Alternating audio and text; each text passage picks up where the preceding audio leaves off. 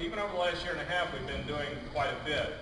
Since 2008, I don't have this slide up here, we've had over $600 million worth of commercial property built in Georgetown, creating at least and retaining at least 2,000 new jobs in the medical area, data centers, manufacturing. It's really been a pretty good run even through the middle of the recession. So what we're trying to do now is really focus on our downtown area, because all of us love downtown, and it just is a good place to feel good. I mean, look, people come here and just hang out, and it's a good thing to do.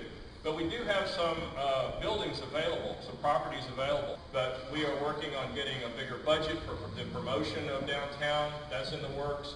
We have a very specific initiative, and John Marler will address that in just a second, called the Winery Initiative. We've been thinking that, you know, the downtown area, if we could build a cluster of 6 or 8 wineries in this area, that would be an attractor or a tourist destination, which is something that we think we need to be able to brand downtown, not just as a historic downtown, but, you know, what do you do when you get there?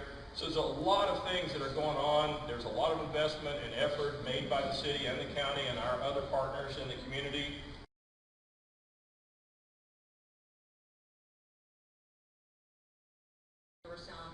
And then we also have just kicked off our Best of Georgetown contest.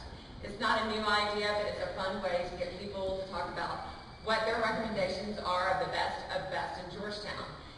We're going to make the announcement of who our top winners are in each of the categories at our first Friday event in November. We're actually going to print some extra sheets that we can hand out in our Visitor Information Center.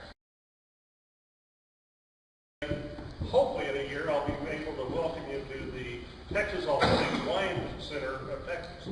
We started an initiative when I got on the Economic Development Advisory Board, started researching it to find out what would help the city's economics the most, and one was wineries. I got the Winery Initiative, and it is on the ballot on November 2nd. It's ready to go, and I think because in the 7,800 signatures that accumulated for the initiative, there were 28 people that voiced objections. Sitting down with all 28, we converted 18 of those. So out of all those people, 10 people voiced an objection. So that gives you some idea of the support that's here. We think it's a paradigm shift for the whole city, because it gives an impetus to have all kinds of nice restaurants and businesses come in for shopping, because a winery can be a good anchor. The city owns buildings, and we've talked internally in the city of making some of these buildings available to do deals. So you'll recognize this, some of you will, as the old fire station. To the left is the historic part of it, but it turned out that on the right side, it turned out to be a spec building for a winery. And I guess nobody knew that when we started, because it's not built out inside. It's got drains in the floor, concrete floor. It really is just about the right size. So we have done quite a bit of work to get this to the point where a winery can go into our fire station. We've actually teed up $550,000 through our 4A board that John Marler sits on. It's an incentive that we can use to build out the building, and an incentive that we will be able to use to help a winery purchase equipment so that they can go in there. So this is something that we as a city have control over and can do a deal with, and we absolutely intend to do that. So this is teed up. This is what it will look like. We've gone through the HARC process, the Historic and Architectural Review part. And that's something that wasn't said lightly when Shelley said talk with Robbie Wyler early. It's very important to do that if you do things in the downtown area, because it is a historic area. It does take a little bit longer. There are rules and there are guidelines, but if you will follow those rules and you will follow those guidelines, you can get there with this very helpful city staff that you see before you. They really do want to make it work, and they try very hard. But this is what has now been approved. This is what the winery will look like. So if somebody comes and says, well, we want it to look Tuscany, we'll go, no, it's going to look like this right here. So this is, you can see now what our winery is going to look like. It's going to be cool. And I have a feeling we are going to land one. My name's Robbie.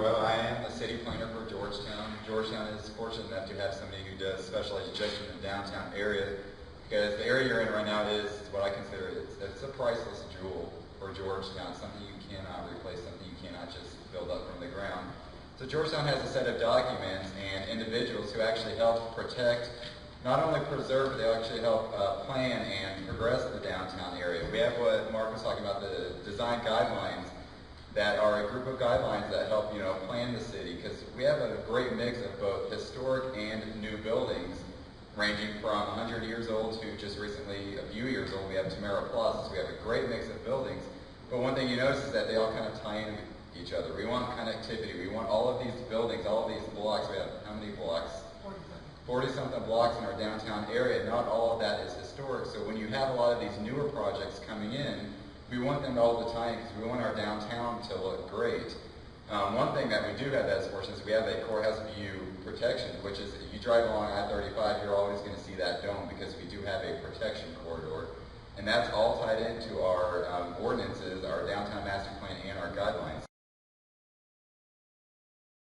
Back here, but the first building, since we're all here already, let me ask Ken Porek to say a few words about this beautiful building that they have refurbished and done such a beautiful job. Ken? I appreciate it.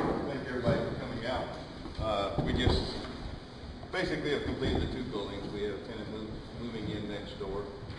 This one is finished other than for the floors. We're waiting on the tenant rather than because we are set up with new air, new power, new plumbing, including grease trap installation, so we can handle a restaurant.